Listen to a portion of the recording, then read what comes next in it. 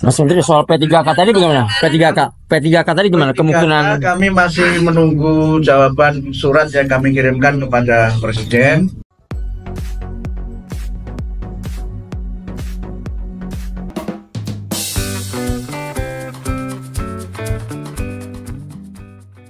Bismillahirrahmanirrahim. Assalamualaikum warahmatullahi wabarakatuh. Video kali ini kita akan membahas berkaitan dengan rencana pelelangan formasi sisa di tahap 2 dari sisa tahap 1. BKN pesankan kepada pelamar jangan asal memilih formasi.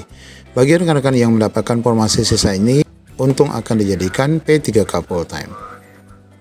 Untuk info lengkapnya ikuti video ini sampai selesai. Baik, kita akan sampaikan informasi pertama ini untuk rekan-rekan P3K formasi tahap 2. Ingat ya, pelamar P3K 2024 tahap 2 ini nanti berebut sisa formasi. Honorer non-database harus cermat. Berikut pesan BKN. Para honorer non-database BKN dan lulusan PPG harus cermat melakukan pendaftaran P3K 2024 tahap 2. Pasalnya, para pelamar P3K tahap 2 juga memperebutkan formasi yang sama seperti tahap 1.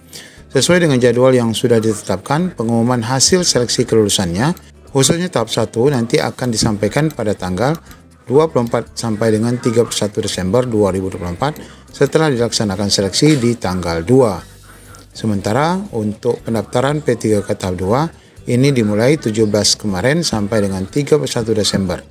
Jadi para pelamar tahap 2 ini baru bisa melihat jumlah real formasi yang akan diperebutkan itu adalah setelah kelulusan tahap 1. Itu ingat ya. Jadi Bapak Ibu nanti bisa tahu berapa sisanya ataupun kelebihan formasi tahap 1 setelah adanya pengumuman kelulusan. Namun sebenarnya untuk bisa mengetahui perkiraan sisa jumlah formasi, kita tidak harus menunggu pengumuman seleksi tahap 2, tahap 1 ya.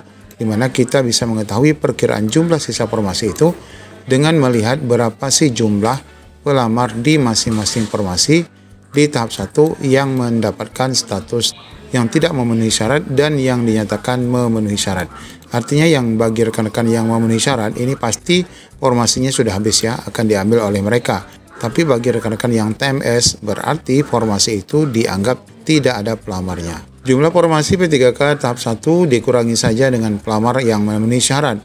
Itulah perkiraan kasar jumlah formasi yang akan diperebutkan pada honorer non-database dan lulusan PPG di tahap 2. Nah, jadi cukup simpel ya untuk mengetahui berapa sisa formasi, berarti kita menghitung berapa jumlah formasi total, kemudian kita kurangi rekan-rekan yang dinyatakan memenuhi syarat. Tentu itu dari pengumuman Pemda juga, daftar peserta yang memenuhi syarat, dan kemudian kita juga bisa bandingkan dengan data rekan-rekan yang tidak memenuhi syarat. Nah, kemudian Bapak Ibu, informasi kedua ini berkenaan dengan rekan-rekan P1 yang saat ini mengikuti P3K 2024. Ini ada kabar yang cukup pasti Bapak Ibu bahwa rekan-rekan dari swasta ini bakal dikembalikan ke swasta saat dinyatakan lulus P3K 2024. Ini statement terbaru ya. Penempatan guru P3K ke sekolah swasta hampir pasti.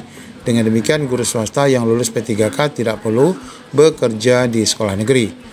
Mendikdasmen menyampaikan sudah ada secerca harapan dari audiensi kementerian dengan organisasi penyelenggara pendidikan. Kami sudah juga bersurat kepada Pak Prabowo terkait P3K agar guru-guru yang berasal dari swasta dan kemudian diterima di program P3K dapat ditugaskan kembali ke sekolah swasta. Namun sekali lagi Bapak Ibu, sebagaimana yang pernah kita sampaikan, sebenarnya rekan-rekan guru ini malah yang tidak mau kembali ya ke sekolah swasta.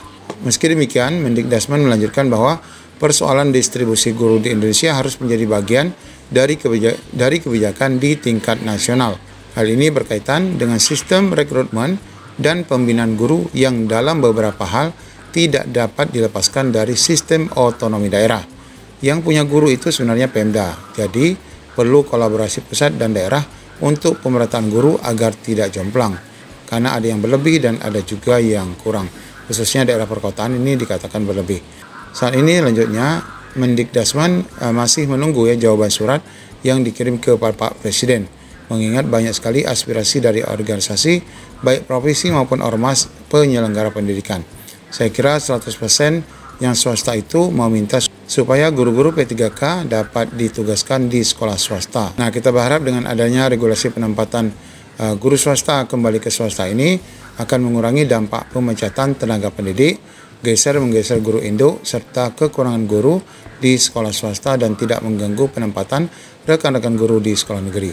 Nah, bagi rekan-rekan guru swasta yang merasa keberatan, silakan komen ya di kolom komentar. Demikian, Assalamualaikum warahmatullahi wabarakatuh. 3K tadi gimana kemungkinan? Kami masih menunggu jawaban surat yang kami kirimkan kepada Presiden.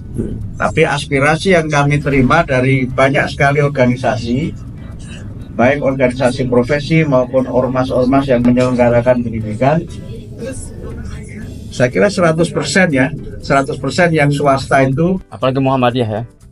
Enggak, Muhammadiyah salah satunya. Itu meminta supaya guru-guru P3K itu dapat ditugaskan di sekolah-sekolah swasta. Prof, satu lagi, ini kan sekarang guru berlomba-lomba untuk menjadi guru penggerak karena mereka dijadikan sebagai salah satu syarat untuk menjadi kepala sekolah. Tadi Prof disinggung bahwa menjadi kepala sekolah tidak bisa instan. Apakah ini isyarat bahwa akan menjadi pertimbangan untuk kepala sekolah dari guru penggerak? Ya, banyak aspirasi dari masyarakat, juga dari para kepala-kepala dinas yang kami sempat bertemu untuk kepala sekolah itu dipilih atau diangkat dari mereka yang memang betul-betul punya kompetensi. Mereka mengikuti dan mengalami berbagai proses untuk menjadi kepala sekolah. Tapi sekali lagi ini belum menjadi kebijakan, tapi aspirasi yang kami terima dari banyak kepala dinas menghendaki agar guru-guru penggerak itu tidak otomatis menjadi kepala sekolah, karena aspirasi mereka, kepala sekolah itu ya mereka yang memang memulai dan memiliki pengalaman serta penjenjangan untuk sampai dia menjadi kepala sekolah. Tapi belum ini ya, tapi kami belum mengambil kebijakan ya. Ini masih aspirasi yang kami terima dari masyarakat. Kebijakannya nanti sampai betul-betul ada peraturan menteri yang mengenai.